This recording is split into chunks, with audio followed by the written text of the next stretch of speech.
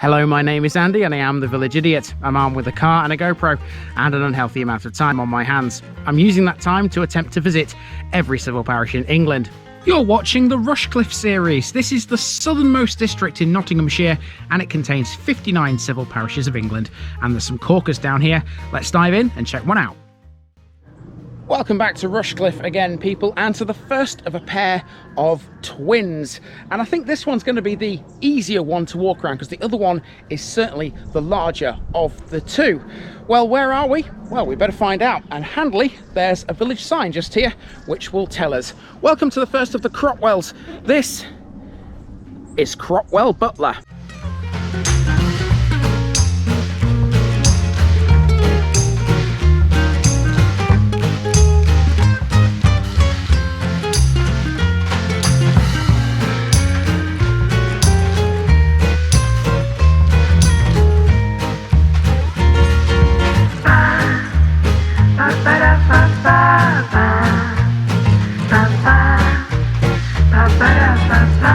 Here's my disclaimer for people who may be watching me for the first time. I say things as I would in my native accent and dialect.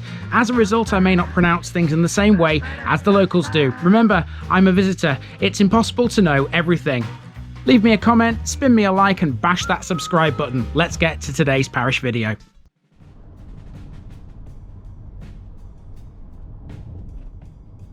Cropwell Butler, Butler's Land near a rounded hill.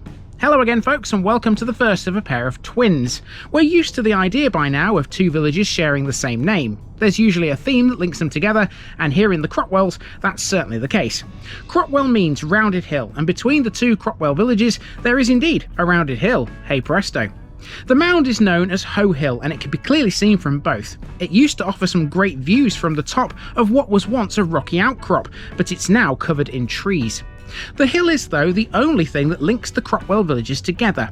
Cropwell Butler is much more associated with the tiny village of Tithby than it is with Cropwell Bishop. The reason for that is all down to the lack of a church here. Cropwell Butler used to have a church, but it was pulled down in 1660. Since then, the main religious building has been in Tithby, although there is still an active Methodist church here. Cropwell Butler is often seen as an upmarket, posh kind of village, and that's true to an extent, but not all of it is.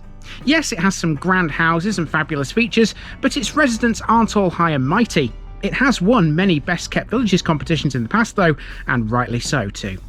Let's go for a walk and figure out exactly why.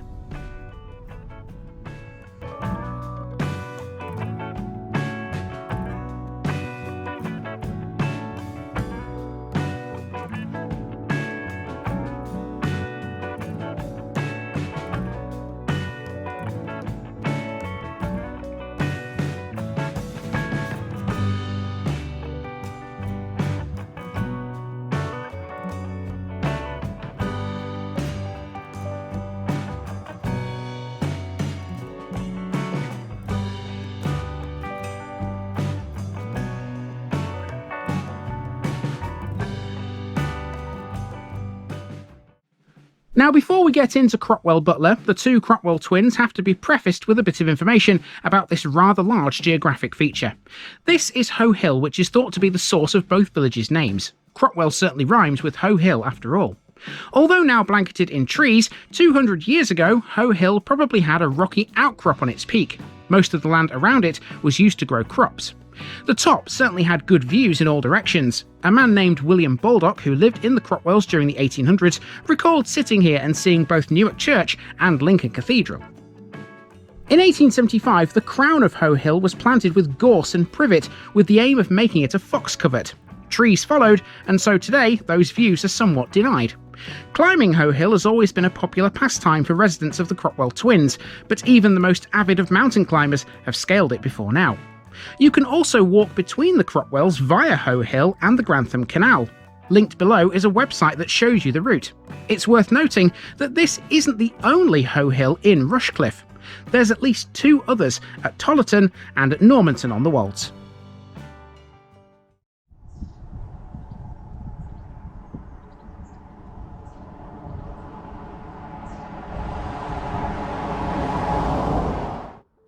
Our walk begins at the cemetery right on the southernmost tip of Cropwell Butler.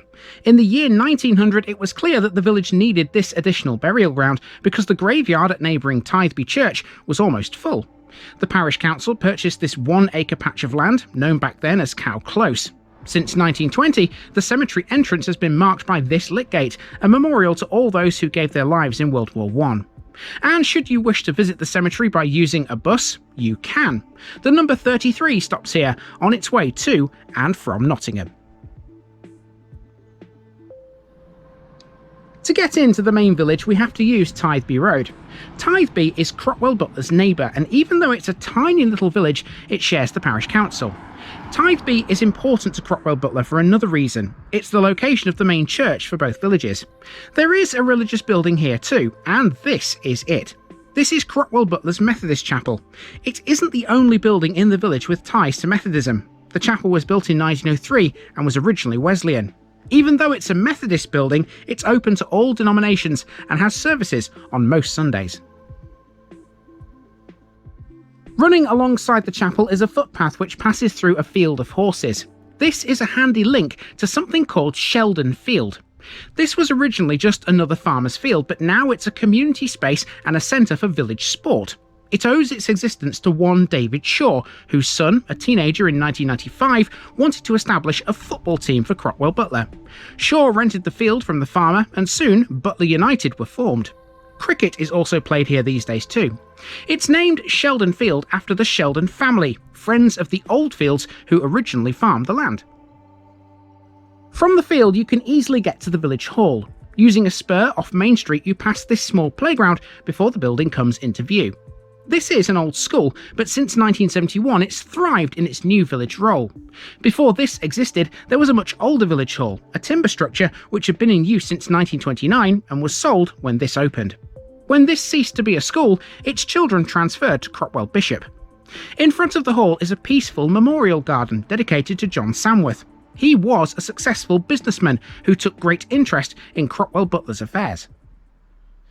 Okay, in front of the village hall you've got the parish notice board, and you know what that means, people. That means it's time to mark off the first of the two Cropwell twins. Cropwell Butler is in the books.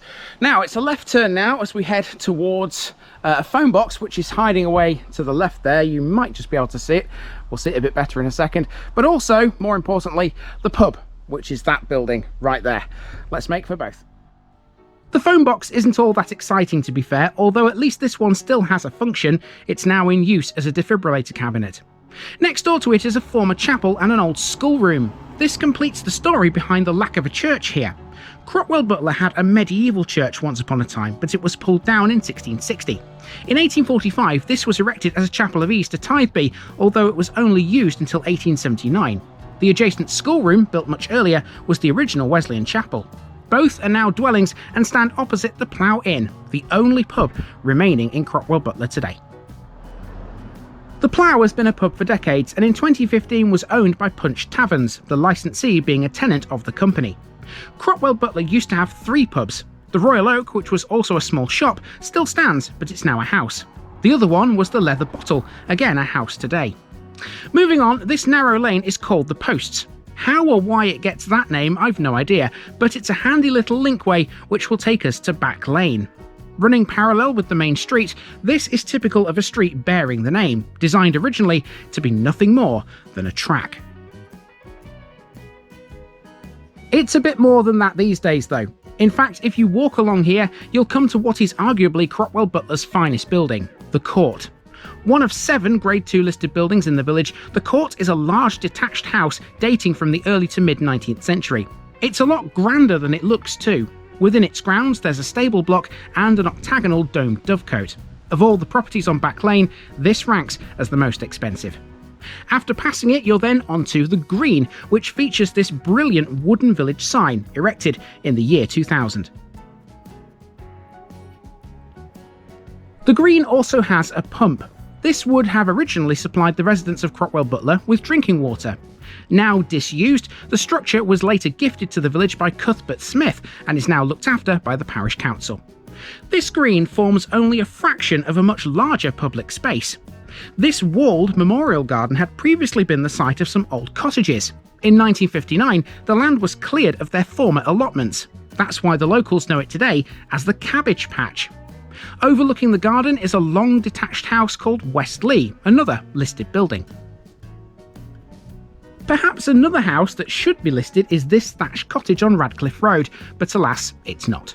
There can be no denying that Cropwell Butler is a well-kept village. In fact, it's won awards to prove it. In 1975, the village was front-page news in the local rag, which was proud to announce it had won a Best Kept Village award for the third year in a row. The Mayor of Rushcliffe was in attendance at the presentation in the village hall. After passing the old police station on Radcliffe Road, we've now got to head south again, and to do that I had to walk down a bridleway that was vastly overgrown and very tricky. Well, so far today, everything I've done has been alright in terms of everything's gone to plan. Now this path that I'm on here, this bridleway, is a little bit overgrown, as you can probably tell, and this is definitely not the easiest thing to do in the summertime when you're wearing shorts, because there are thistles and brambles and nettles and all kinds of other stuff. Just look at this. I've got to trudge through this right now. You know, it does make you wonder whether or not parish councils do actually deal with the public rights of way as they're supposed to. I suppose this is all to do with the weather, you know, the rain coming down and now the sun's up, everything's grown. At least the view's all right to the right hand side, and yeah, I should be okay. Might just have a few stings and cuts and bruises by the time I get to the end, but yeah, it doesn't last for too long, thankfully. A few hundred yards is all that path was, but trust me, my legs are proper feeling it now, because I have all sorts of weird and wonderful marks on them from all sorts of overgrown stuff like brambles and thistles and nettles and stuff like that. But thankfully we have reached the road and I'm in one piece, which is a good thing. So now we're going to take a left turn, and this will take us down Hoe Lane and back towards where we began. There's a little housing estate at the southernmost tip of Cropwell Butler, which we'll explore to finish off, and that'll take us back to the car. Hoe Lane is a dead end if you're in a vehicle, but on foot you can reach Hoe Hill, as we discussed earlier. The estate at the southwestern corner of the village is centred around Butler Close, and that gives us an opportunity to discuss the Butler part of the village's name. Sometime after 1154, the Earl of Cheshire, who lived in Warrington, acquired lands in this region. Cropwell, which at the time was known as Crop Hill, was an outlying manor which he gave to his bottler, a position which would today be known as a steward or an agent. Over time, the word bottler would morph linguistically into butler.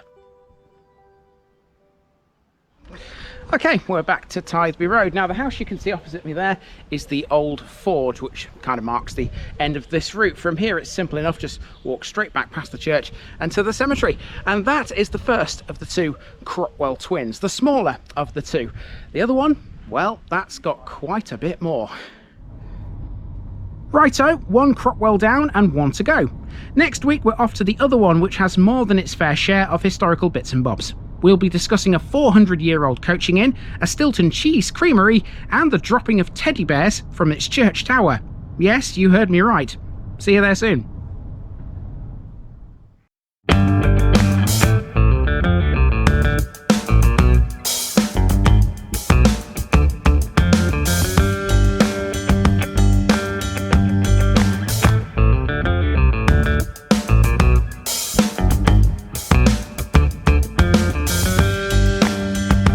Thanks for watching this video, folks.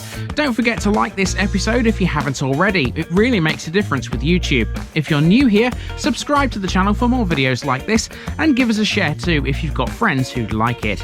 You can find all the links to my social media accounts below, as well as my Buy Me a Coffee page where you can donate to the channel. Also, if you've enjoyed this episode, have a look at some more videos in this series. Until next time, I've been Andy, also known as the Village Idiot, and I'm out.